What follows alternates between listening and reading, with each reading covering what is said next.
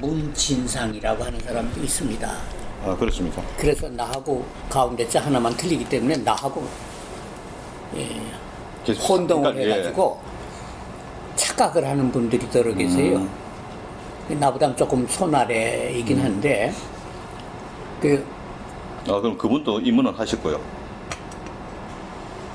입문을 하다니요. 임원, 그, 입문했죠. 아, 예. 예, 근데 제가 그 현대자동차에서 이제 과장일 때 중공업으로 넘어가지 않았습니까? 예, 예.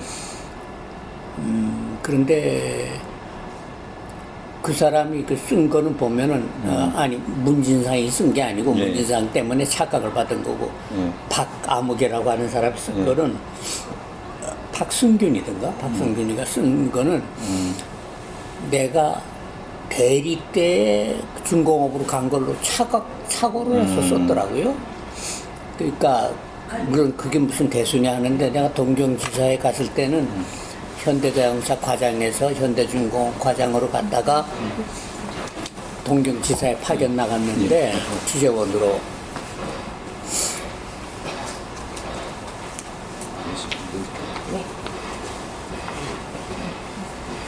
찾아오시느라고 수고 많이 선생님 늦어서 죄송합니다.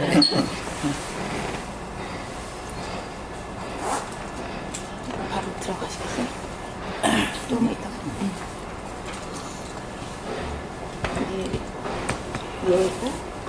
그럼 요즘 뭐 현대 관련 모임 현상회만 나오시고 다른 데는 오비 모임들 있을까요? 현상회 모임에 주로 나오고요. 예, 예. 가끔 가다가 현대중공업에도 제가 있었으니까 예, 예, 예. 중공업 모임에도 가끔 나갈 때가 있습니다. 예를 들어서 문화 역사 탐방하는 그 예. 팀이 또 있어요. 거기에는 가끔 이제 시간 여유가 되면은 껴가지고서 예. 그 문화 역사 탐방하는 거니까 주로 어디 방문해가지고 역사적인 그 배경이라든가 이런 걸 예. 이제 공부하게 되잖아요. 그러니까 나이 들수록 이 시간을 바쁘게 가지기 위해서 시간 빈둥거리면서 노는 시간을 없애려고 저는 예. 바쁘게 만들다 보니까 이제 나가는데 역시 이렇게 쫓아다니다 보면 배우는 것도 많고 네. 늙어가는 그걸 잘 못 느끼고 젊었다고 착각하기도 좋고 여러 가지 좋은 면이 있죠. 예. 건강하게 사실. 사진 좀. 예, 그래서 시작하시죠. 예, 예. 하여튼 굉장히 귀한 시간을 내가지고 굉장히 감사하게 생각합니다. 그럼 우리 구술과 정리의 편의를 호칭을 우리 구술자, 예. 우리 정경 회장 창업자, 예. 전 면담자 이런 식으로 용어를 정리해가지고 좀 진행하도록 하겠습니다. 먼저 우리 구술자의 개인 생애에 대해서 예. 여쭤보도록 하겠습니다. 그 유년 시절 태어난 정확한 때와 고향, 가족 관계에 대해서 좀 말씀해 주십시오. 이게 제일 복잡한데 예. 자세히 제가 간단하게 좀 정리. 예, 간단하게 하려면 일단 뭐 서울에서 태어난 걸로 해주시고요. 예. 생년월일 어떻게 되죠? 예, 1938년 6월 18일 네. 돼 있고요. 고등학교는 여기 경북고등학교를 졸업을 하고 예. 그다음에 이제 서울대학교 법대를 나왔습니다. 예. 여기에도 그런 내용이 있지만은 물론 가족 관계는 이제 예. 뭐 아버지 어머니 지금은 두 분 다 돌아가셨지만은 형제들은 어떻게 되시죠? 네? 형제들은 형제들은 위에 형 둘도 돌아가시고 예. 내 밑에 동생이 여동생 하나 있고 남동생이 하나 있는데 남동생도 지금 이제 70대 올라선 의사죠. 의사니까 지금 나하고 연락도 잘 안 돼서 지금 뭐 어디서 무슨 치료를 하고 사는지 잘 모릅니다만 하여튼 1년에 한두 번 만날까 말까 서로 바쁘니까요. 예. 막내 남동생은 의사고 성형은 의사고 그 여동생은 지금 독일에서 살고 있어요. 예. 독일에 옛날에 왜 광부들하고 간호원들하고 예. 독일로 송출했을 때 그때 본인이 집안이 여러 가지로 어렵고 나라 경제가 어려울 때니까 돈 번다고 독일로 가서 거기서 이제 정년 퇴직해가지고 네, 거기서 연금 받고서 살고 있는데 자꾸 한국에 나오겠다고 그래서 아마 내년쯤엔 나올지도 모르겠습니다. 이사 나올지도. 그게 지금 현재 저 밑에는 이제 아무래도 제 와이프가 있고 아들 둘이 있고요. 아, 예. 큰 애는 지금 삼성전자에 다니는 기술자고요. 네.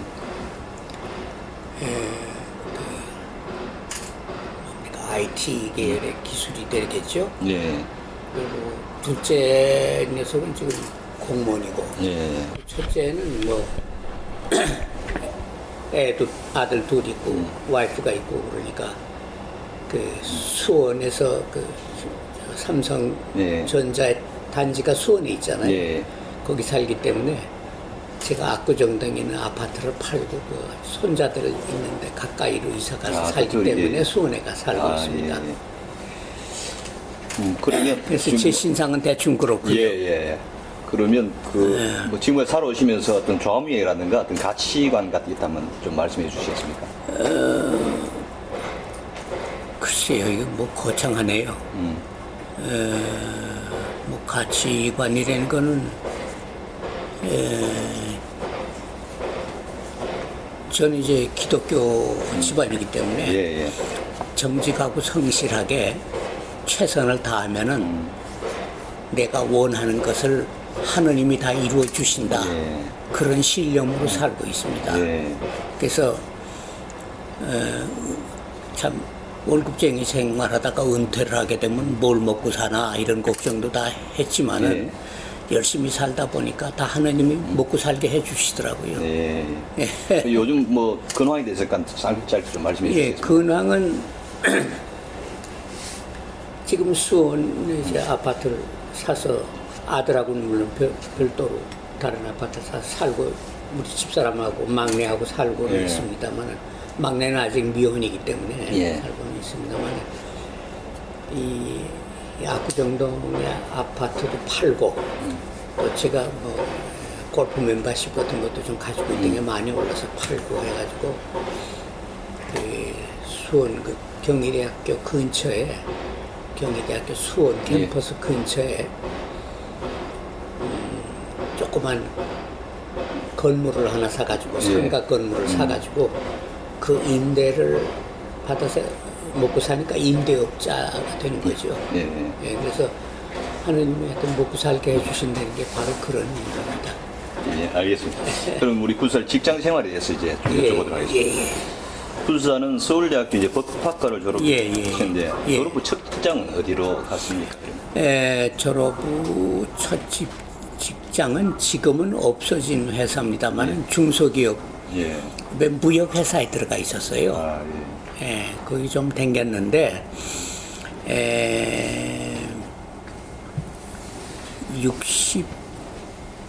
68년인가요? 68년에 현대 자동차가 그러니까 생겨나면서 맨 처음엔 이제 자동차라고 법인부터 설립하는 게 아니고 형식은 현대건설의 자동차 사업부 뭐 이런 식으로 시작을 해서 나중에 독립해서 법인 등기를 했겠죠.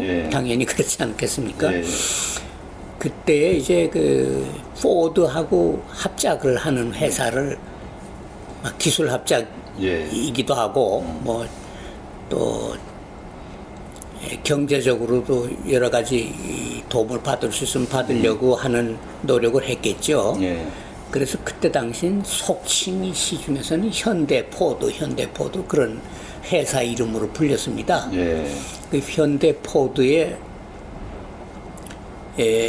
생산 제품은 물론 당연히 그때 당시 코티나라고 하는 승용차, 그다음 D750이라고 D-750이라고 하는 트럭 한 5톤 정도 실을 수 있는 트럭을 생산을 하게 돼 있었는데 그때 당시에는 이제 우리나라에 아무 생산 시설이 없으니까 부품을 전부 다 수입을 해야 됩니다. 전부 수입을 해서 한국에서 조립을 하는 그런 조립 산업이죠. 뭐 국회에서도 한때 자동차는 조립 산업이냐 생산 산업, 예. 제작 산업이냐 뭐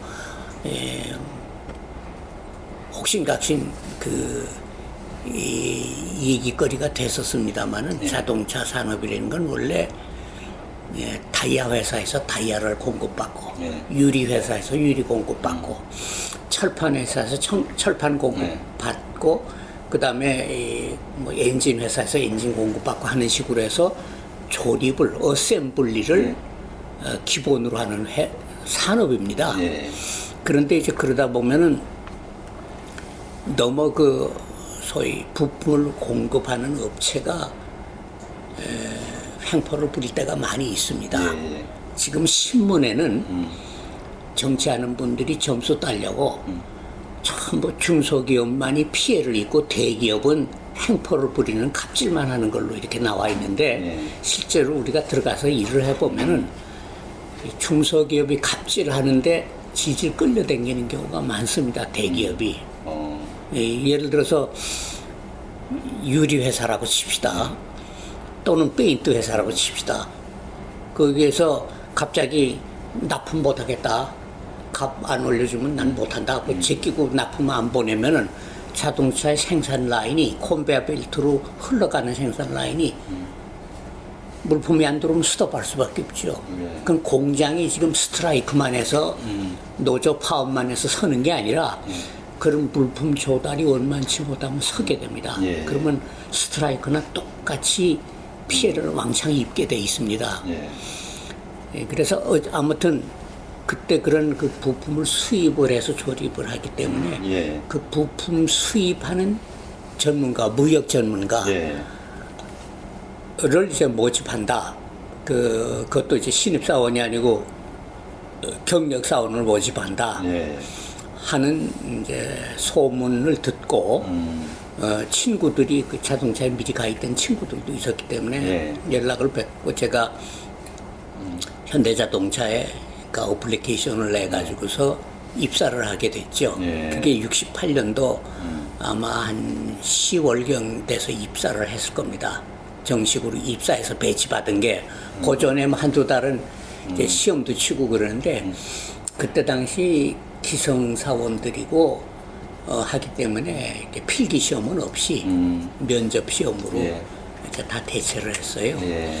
그때 정세영 회장님이 아니고 그때 당시엔 자동차 사장님이셨죠. 돌아가셨지만은 그분이 인터뷰를 해서 저 말고도 기술자하고 뭐 이런 그 당시 자동차 공장을 운영하는데 필요하고 부족하다고 하는 인력을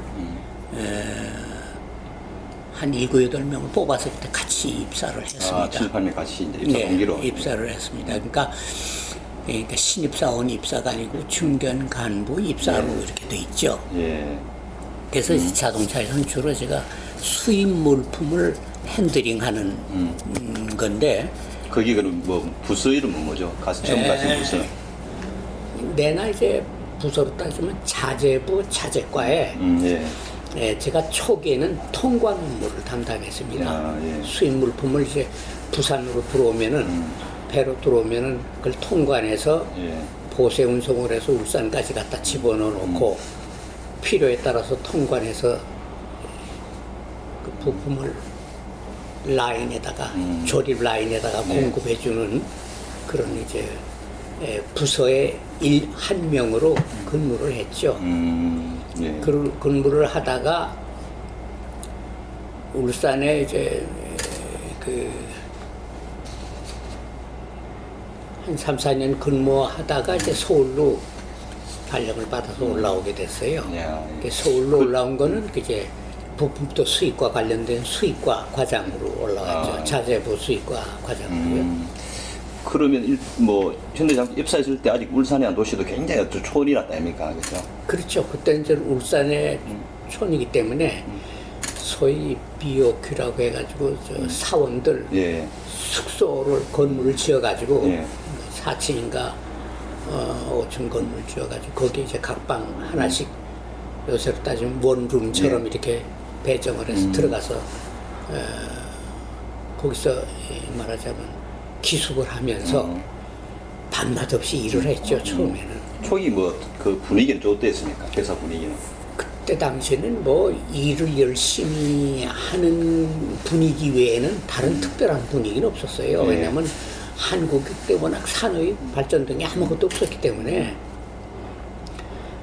열심히 하면서도 저희들은 이게 이렇게 해서 잘 될까 좀 여러 가지 걱정도 하면서 뭐 들어오는 물건 들여다가 조립을 해서 빨리 파는 그 길밖에는 네. 하는 역할이 우리의 주어진 임무가 그거밖에 없으니까 최선을 다해서 그걸 했는데 그때 당시 정주영 회장님 이제 울산에 오시든지 해가지고 저희 간부들 다 불러놓고 사원급 이상 다 네. 불러놓고 이제 연설 같은 걸 강연 같은 걸 하시는 걸 들어보면은 세상의 모든 역사는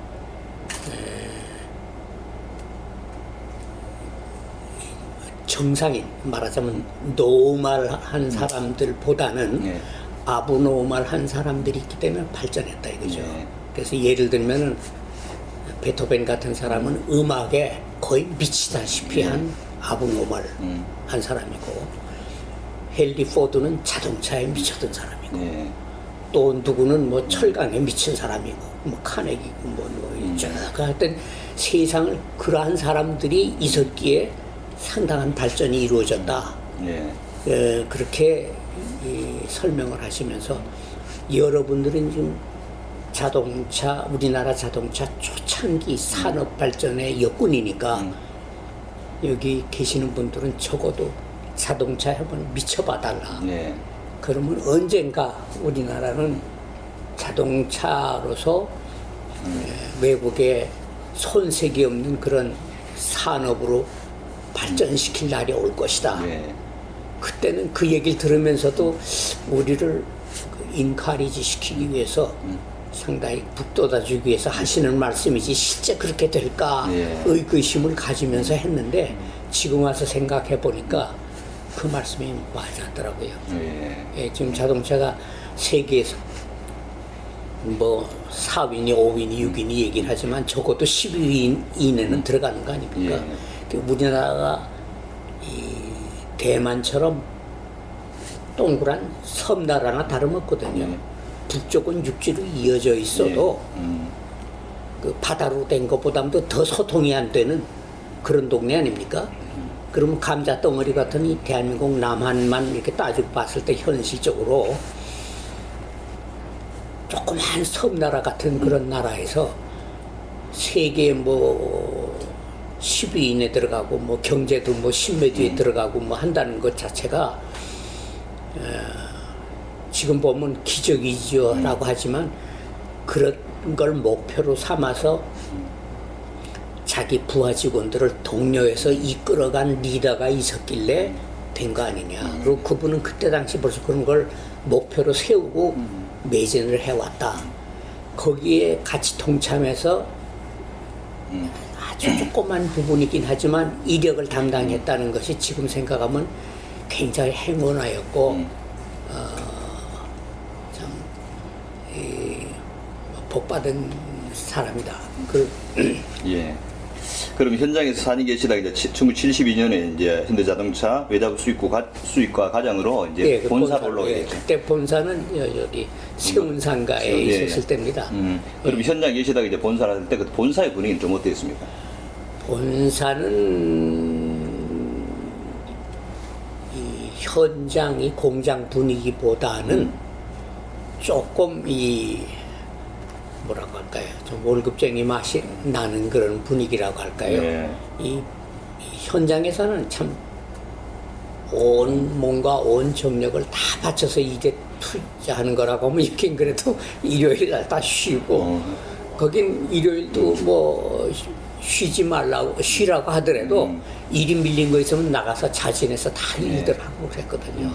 근데 여기는 그래도 일요일 날 나와서 일하면 오히려 야단 맞고 자꾸 와서 일하고 그러면 이제 과장급부터는 그런 게 없습니다만 쫄병들은 대리 이하는 나와서 일하면 시간에 수당도 줘야 되고 복잡하잖아요. 그리고 그게 또 시간의 수당도 노조법에 근로기준법에서 일주일에 몇 시간, 뭐 열 몇 시간이면 열 몇 시간 이상은 해도 줄 수가 없게 돼 있어요. 예. 그러면 돈 안 주고 일부려 먹는 결과가 되니까 법을 핑계대 가지고 소위 말하면 공산주의자들 식으로 얘기하면 착취당한다 뭐 이런 얘기도 나올 수 있는 거죠. 근데 이제 신입사원들은 학교 졸업해가지고 사회 분위기에 익숙하지 않기 때문에 가끔 그런 생각을 할 수도 있지 않습니까? 그때 당시에는 그런 게 상당히 뭐라든 설익은 그런 생각이라고 생각을 하지만은 본인들은 그때 당시도 자기는 부당하게 일을 너무 오버해서 뭐 쉽게 말해서 장가갈 시간도 선볼 시간도 없느니 뭐니 컴플레인을 할 때니까요. 네. 그런 시절을 겪었습니다. 그러면 그 신입사원 시절에 우리 창업자를 처음 만난 건 언제죠? 울산에 근무할 때입니다. 네. 울산에 대리로 근무할 때 그때 이제 이 회장님이 한 달에 한 번 정도 네. 갑자기 예정 없이 내려오세요. 내려오면 뭐 거기는 온통 난리가 납니다. 청소도 해야 되고 뭐 이 갑자기 질문을 하시게 되면 어떻게 대답해야 되느냐 해서 부서장들이 거기에 대비를 하다 보면 밑에 보지 않은 사람들 그 자료선보 만들어서 또 요새 국회에 공무원들 불려다니는 식으로 상당히 그래야 되고 그렇게 해서 한 번씩 이렇게 이 기업을 팍 넣고 가시고 하는 그런 주특기가 또 계세요. 우리 저 정주영 회장님 그런 게 있습니다. 예. 그럼 1대1로 첫 대면한 거는 언제? 1대1로 대면한 거는 적어도요. 저희가 개인적으로 결제받으러 들어간 거는 부장 이후죠. 부장 이사 이후 부장 이후고 그 전에 제가 이제 현대 자동차의 수익과장으로 있다가 중공업이 생겨가지고 그때 이제 초창기에는 현대중공업이라고 안 그러고 현대조선이라고 했는데 그것도 나중에 현대조선중공업이라는 것도 나중에 법인이 설립한 다음 얘기고 그 전에는 현대건설 신조선 사업부였어요. 그런데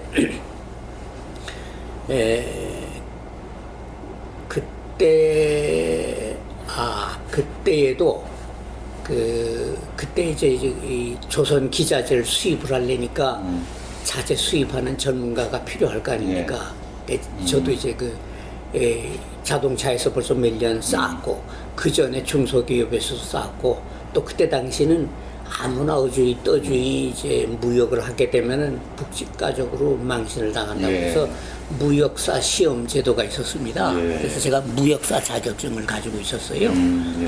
그래서 이제 그 중공업에 자재 요원이 필요하다고 그래가지고 제가 이제 끌려왔는데 지금은 기업 조직들이 커져서 자동차에서 중공업으로 오려면은 자동차를 사표를 내고 중공업에 중견 신입사원으로 중견 사원으로 신입 입사하는 형태를 밟지만은 그때 당시에는 정주영 회장님이 회사의 사장이고 물론 그때 회장이라고 불렀지만은 그리고 자동차 사업부 뭐 중공업 사업부 뭐 건설 사업부 이런 식으로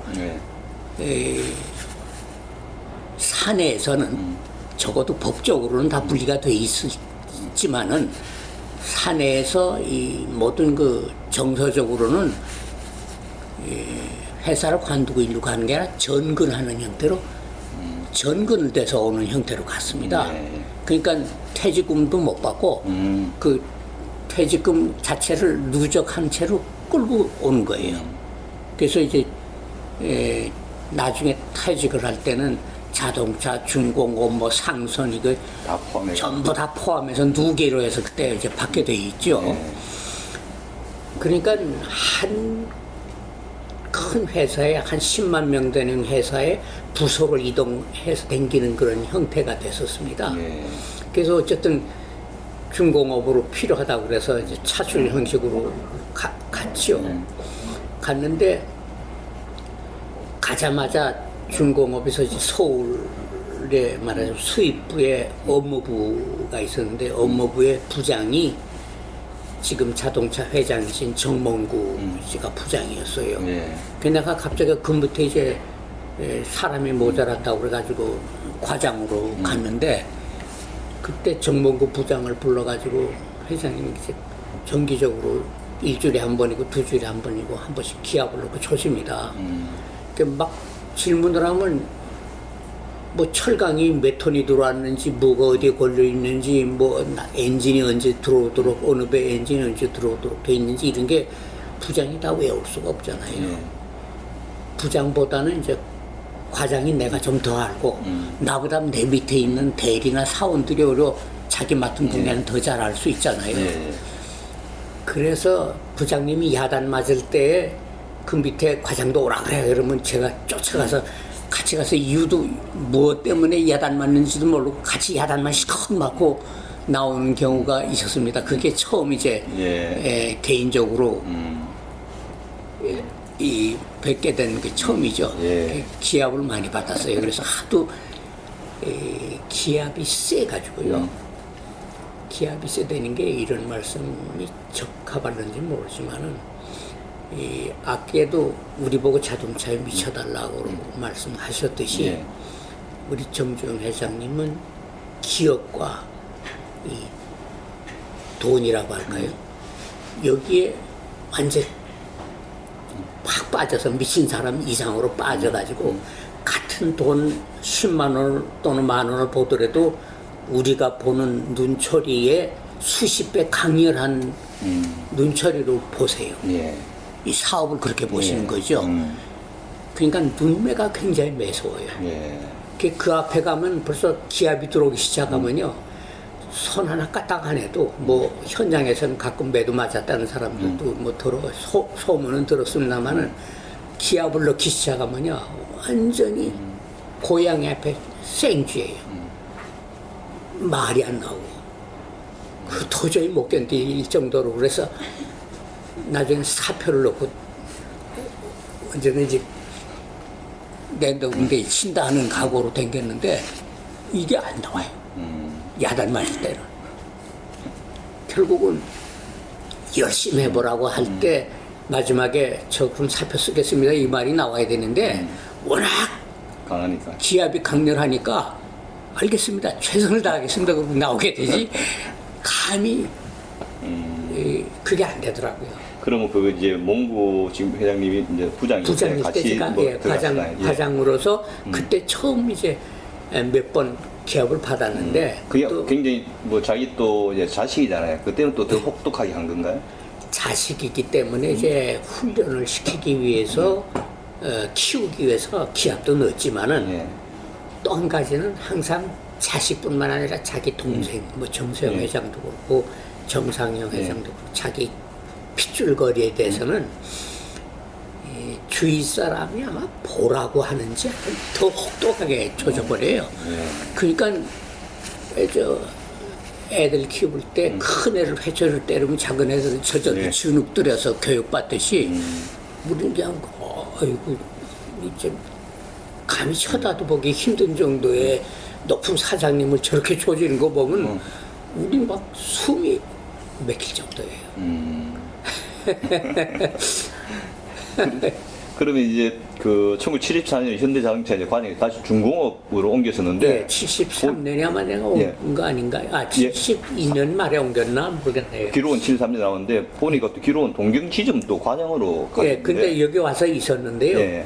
그러니까 자재과에 한 6개월 정도 근무를 했을까 말까 하는데 동경에 이제 그때 당시 우리나라 조선 기자재가 철판서부터 엔진서부터 프로펠러니 뭐 모든 펌프니 기자재가 전부 일본에서 수입을 해다가 울산에서는 말하자면 철판 사다가 용접해서 떼워서 껍데기 만들고 엔진 얹고 해서 말하자면 아까도 말씀드렸듯이 조립하는 그런 형태 아니겠습니까?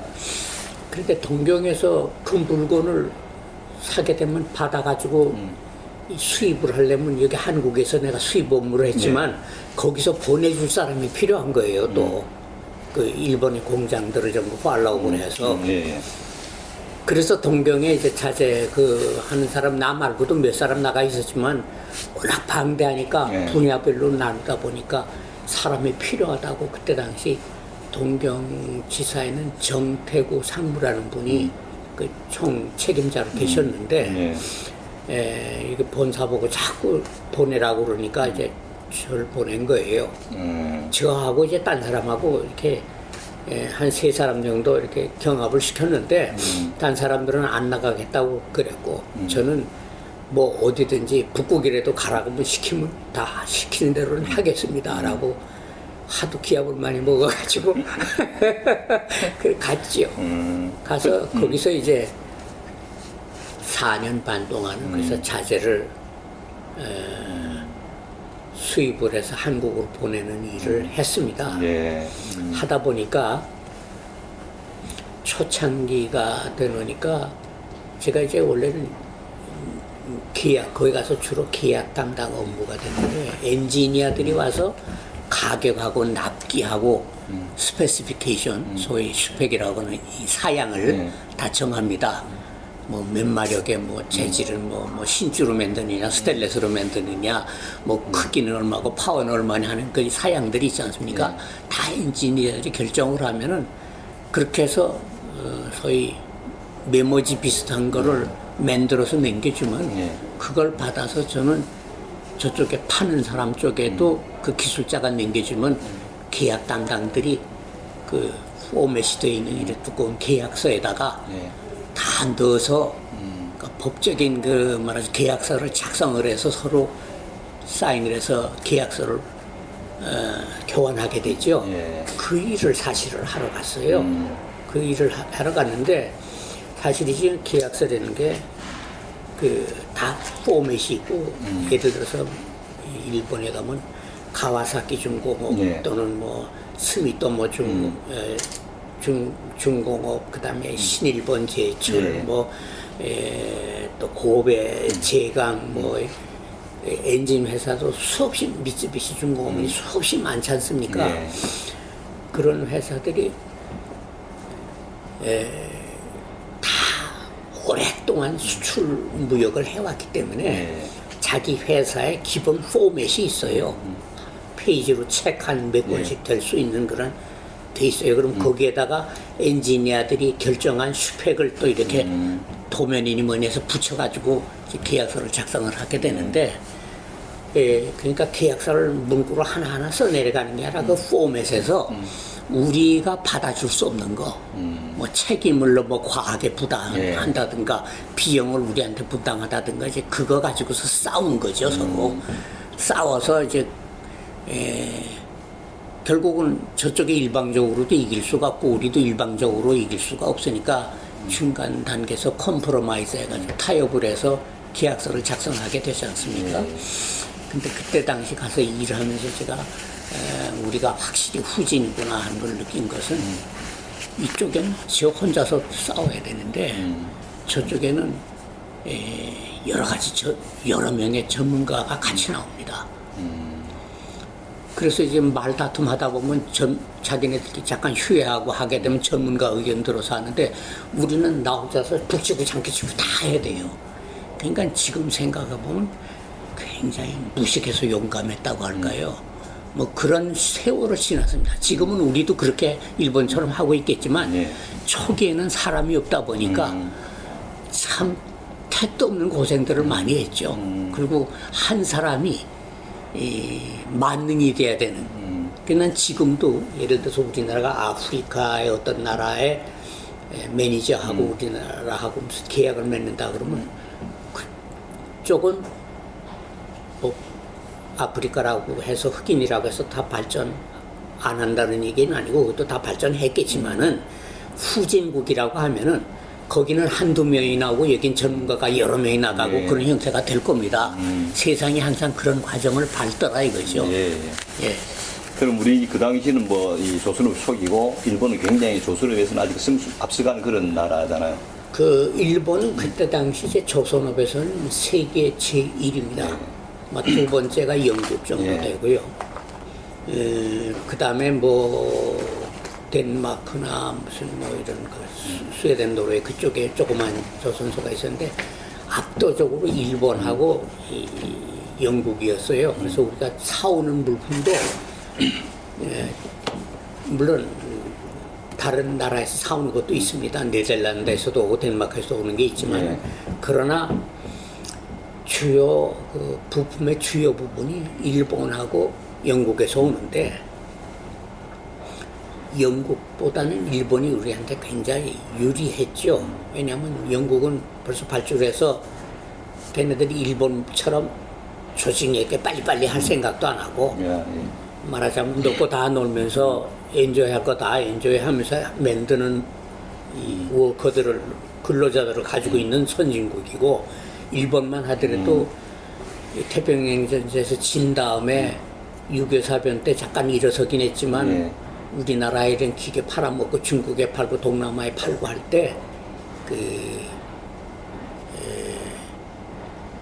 머리 싸매고 다시 일본은 일으켜 세우자 하는 각오를 가지고 그 사람들은 하는 것이고 우리는 그 기술들을 빨리 눈치 안 채게 너무 걔네들한테 거부감 안 느끼게 빨리 흡수를 해가지고 우리는 걔네들하고 필적하는 회사와 산업을 일으켜야 되고 이제 그러니까 우리가 많이 배워야 되는 그런 입장이었죠.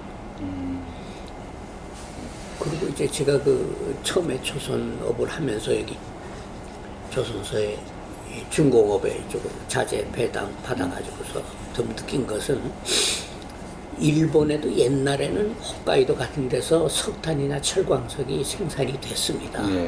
지금도 파면 나옵니다. 그런데 한갱이 너무 깊고 해서 이제 끄집어내서 가지고 오면은 원가가 비싸게 치이죠. 그런데 이제 호주 같은 데서나 브라질 같은 데서는 석탄, 유연탄이나 철광석을 이 껍데기만 흙만 한 1, 2m 벗겨내면 그냥 산 같은 걸 노천광을 그냥 두루도자로 밀어가지고서는 이 다 기계로 이제 어느 정도 선별해가지고 항구로 가져와서 실어서 수출하는 거 아닙니까?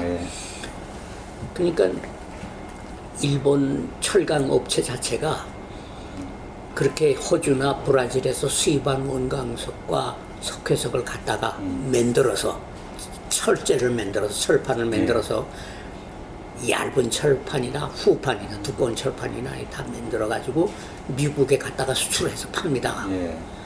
그런데 그렇게 해서 갖다 파는 것이 미국 국내에서 석탄하고 철광석 가지고 만들어 가지고 시중에 파는 것보다 더 싸게 서플라이가 되는 거예요. 그러니까 우리도 그렇게 해야만 되니까 브라질과 호주와 이런 데서 어떻게 하면 값을 싸게 원광석을 계약을 해서 수입을 하느냐.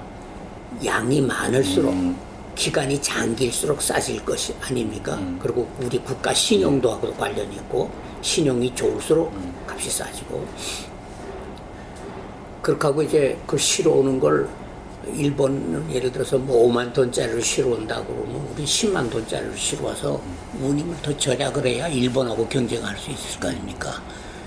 이제 그런 식으로 돼서 결국 우리나라가 일본에 지금 필적하는 그러한 철강 산업을 이룩한 거죠. 조선업 전체도.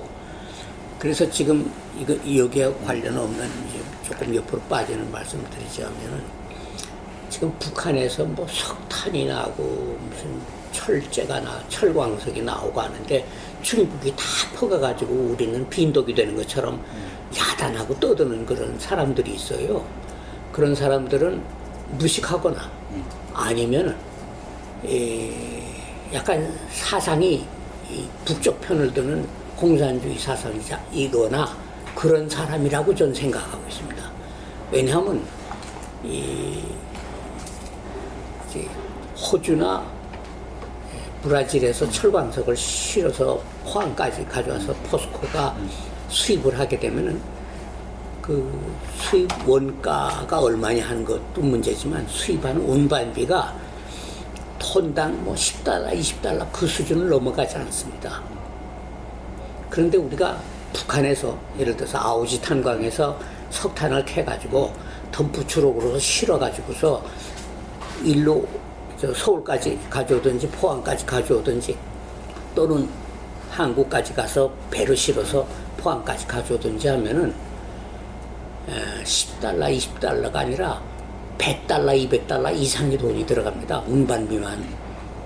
그러니까 그게 말하자면 경제적으로 우리 땅에서 캐가니까 한반도에서 캐가니까 아깝고 좀 아쉬운 점은 있을지 몰라도 경제적으로 그것이 꼭 반드시 유스풀하다. 이거는 아니다 이거죠. 그건 전 물류 전문가로서 말씀을 드리는 건데 그런 부분은 우리나라에서 이 누가 뭐 그런 걸 나가서 대변해 주는 사람 보고 나보고 와서 얘기하라고 하는 사람도 없고 얘기를 하면 또 빨간 사람들이 삿대질하고 대변들면 내가 감당할 그런 지금 나이도 아니고 그런데 하여튼 그런 것이 있다. 그래서 이 전문가들한테는 전문가들의 보는 눈이 일반 국민들이나 정치가들 보는 눈하고는 상당히 다른 면이 있다. 이렇게 말씀을 드리고 싶습니다. 그럼 혹시 그 지금 현대가 이제 조선 사업부를 통해서 조선소를 건설하게 된 것인데 이게 뭐 여러 가지 썰이 있습니다. 지금 인터뷰가 창업자의 의지인지 또 국가 요구인지 뭐 우리 구수사께서는 어떻게 판단하십니까? 제가 보기에는 원래 이제 그 정주영 회장님도 그런 꿈을 가지고 있었는데요. 거기에 이제 박정희 대통령이 자꾸 그런 산업을 일으키라고 사석인지 공석인지 모르지만 만나면 자꾸 구두로 압력을 준 걸로 알고 있습니다. 그런데 이제 처음에는 상당히 주저했어요. 정주영 회장이. 그 이유는 새로운 저런 산업을 울산에다 세우는 게 아니고 그때 부산에 있는 한국조선공사인가 무슨 뭐 그 대한조선공사인가 하는 그 회사가 있었는데 그게 적자로 아주 골치 아프고 어떻게 대책이 없어서 정부가 골치를 앓았어요. 근데 그거를 인수받아서 하라는 압력을 넣었죠. 넣었다고 얘기 들었습니다. 근데 정주영 회장님은 그건 아무리 가져다가 계산을 튕겨봐도 도대체가 세계적으로 나가서 경쟁할 수가 없다 해가지고 상당히 많이 저항을 해서 때로는 박 대통령한테 좀 구박도 좀 받기도 하고 뭐 이래가면서 하다가 결국은 이제 정주영 회장님 울산에 이렇게 세우겠다가 하는 그 뜻이 이제 결국 받아들여져서 세운 거로 돼 있는데 원래 울산에는 옛날부터 그쪽을 공업지역으로 만들려고 하는 일본 외정 시절부터 좀 움직임이 있었던가 봐요. 근데 전쟁이 지는 바람에 그까지 가지를 못했는데 아시다시피 박정희 대통령 다음으로 몇 번째 파워가 있었는지는 모르지만 그때 당시 이후락 정보부장이 말이죠. 울산 출신입니다. 그래서 자기네 고향에 뭔가 산업을 좀 일으켜가지고 자기가 말하자면 뭐 정치적으로 큰 배경으로 계속해서 백업 받을 수 있는 그런 게 필요했을 거예요. 이건 정치 부분이니까 저로서는 더 길게는 얘기를 못 하겠습니다만 제 추측인데 그런 게 다 맞아 떨어져서 이제 원래 자동차 공장을 거기 세웠었고 그 다음에 자동차 공장 옆에 또 세우려고 쭉 답사를 했는데 그 매립지기 때문에 매립지를 그 이제 파가지고 굉장히 크게 파서 배가 들어가 앉는 그 독구라는 게 이제 뿌루장 비슷하게 생긴 거 아닙니까? 그 드라이 독구에 이제 물을 뺐을 때는 드라이죠. 물을 집어넣은 게 또 독구지만은 그 독구를 만들어서 그 안에 이제 배를 건설을 해서 배가 다 완성이 되면 물 집어넣어서 띄워서 끄집어내야 되는데 그 배를 집어넣어서 넣었다 뺐다 하는 그 바깥에 그 드라이 독구 자체가 콘크리트로 만든 배와 똑같습니다. 그러니까 그것이 말하자면 밑에 안반이라든가 이런 게 고착이 잘 안 되면 그거 자체가 배처럼 떠버린대요. 예.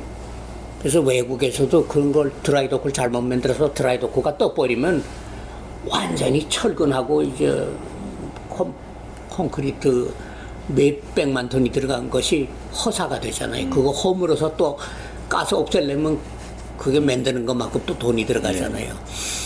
그래서 울산 근처에 하다가 자동차 옆에는 도저히 안 되겠다. 그래가지고 산 넘어서 지금은 그 미포만 그쪽에 이제 가서 결국 그때 뭐 5천이고 우리 자동차 사람들이 그때 당시 제가 근무할 때마다 여름에 가끔가다 일요일 날 오후에 그 수영하러 헤엄치러 가서 놀던 동네예요. 예.